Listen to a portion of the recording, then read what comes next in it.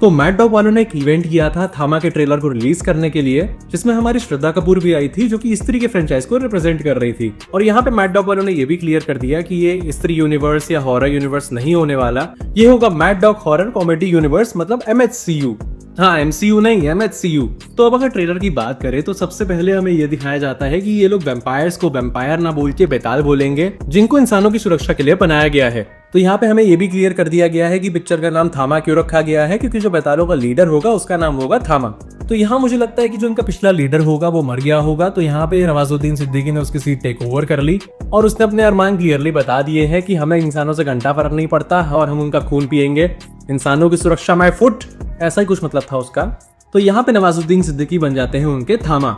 Next shot में ही हमें आयुष्मान की आंखें लाल दिखाई जाती हैं, इसका मतलब अब वो वैम्पायर बन चुका है और मेरे हिसाब से उसको रश्मिका ने ही वैम्पायर बनाया होगा।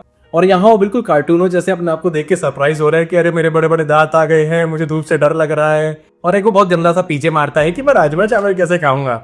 अरे भैया अब तुम वैम्पायर बन चुके हो, वैम्पायर खून भी हो भैया, राजमा चावल खाने तुमने।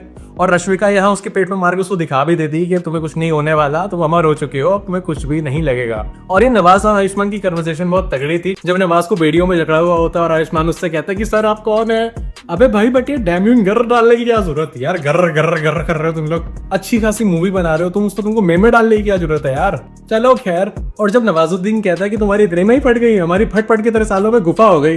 अरे भाई वो क्या सीन था यार कसम से। और फिर कुछ सेकंड तक नवाज और आयुष्मान की लड़ाई दिखाई जाती है हमें, बट जितना इंटेंस ये फाइटिंग सीन था उसके साथ ये बैकग्राउंड म्यूजिक बिल्कुल भी नहीं बैठ रहा था, ये बहुत ही ज्यादा सॉफ्ट था।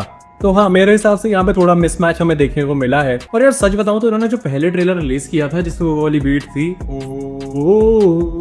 यार वो बहुत बढ़िया थी, मैं उसी में पूरा सोल्ड हो गया था। बट इस वाले ट्रेलर में जो इन्होंने बीट रखी है वो काफी स्लो और स्मूथ सॉफ्ट टाइप की है, जो कि हर एक सीन के साथ जा भी नहीं रही थी। इस वाले ट्रेलर का मुझे बैकग्राउंड म्यूजिक उतना अच्छा नहीं लगा जितना पिछले वाले का था। और स्त्री 2 के बाद हमें यहाँ पे फिर से भेड़िया देखने को मिलता है, बट मैड डॉग वालों ने इसको इवॉल्व करके अब 2 पैरों पे खड़ा कर दिया है, जो कि बहुत ही बल्कि और स्ट्रॉन्ग लग रहा था। और यहाँ अपने परेश रावल बाबूजी का रोल प्ले करने वाले हैं, जो कि अपने बेटे की ऐसी हालत देख के बहुत ही ज्यादा परेशान लग रहे हैं और उसको सही करने का तरीका ढूंढ रहे हैं। और ये सीन तो अपने पिछले ट्रेलर से ही है जिसमें रश्मिका ने आयुष्मान को पकड़ा हुआ है, तो यहाँ पे मुझे पूरा भरोसा हो गया था कि रश्मिका एक वैम्पायर ऑलरेडी बन चुकी है, इसलिए वो इतनी पावरफुल है कि वो आयुष्मान को एक हाथ से पकड़ के लटक पा रही है बिल्डिंग से, वरना आम आदमी ऐसा कैसे कर पाएगा। और ट्रेलर के एंड होते होते हमें मुंजिया वाले चाचा जी दिखाई जाते हैं, जो कि हमारे हैंड ऑफ गॉड हैं, जो कि हमें अंडे आमलेट का एग्जांपल देते हैं।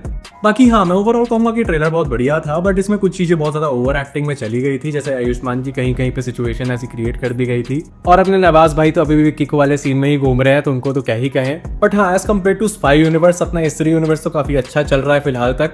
तो उम्मीद तो यही है कि ये थामा में भी बड़ा धमाका करेंगे, और जैसे ही मूवी आ जाएगी तो आपको उसका रिव्यू भी यहाँ पे मिल जाएगा। और आपको ये ट्रेलर कैसा लगा पीछे कमेंट्स में जरूर बताइएगा। ये थे मेरे विचार इस ट्रेलर को लेके। मैं मिलता हूँ आपसे अगली वीडियो में। Thanks for watching.